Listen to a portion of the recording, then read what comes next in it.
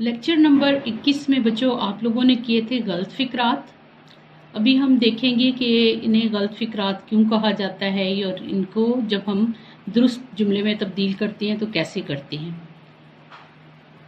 यहाँ पे देखिए लिखा है सलामुअलैकुम,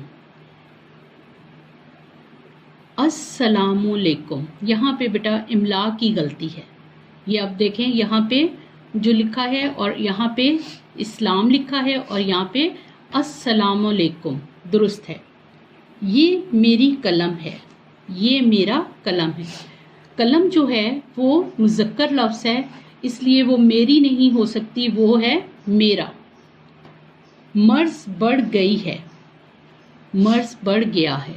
यहाँ पे भी मर्ज जो है वो मुज़क्कर लफ्ज़ है, इसलिए वो क्या होगा, बढ़ गया है, गई नहीं। वो मेरा उस्ताद है, वो मेरे उस्ताद हैं। यहाँ पे आप देखें उस्ताद जो है वो मुज़क्कर है, लेकिन यहाँ पे एक और चीज़ हम देख रहे हैं कि वो मेरे जमा लफ्ज़ आ जाएगा और है भी जमा है।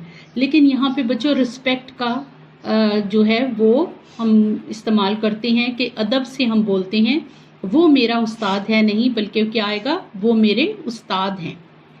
सुनो कमरा को बंद कर दो, सुने कमरा बंद कर दें। यहाँ पे भी को का इस्तेमाल जो है वो दुरुस्त नहीं है, ठीक है, इमला की गलती है यहाँ पे भी।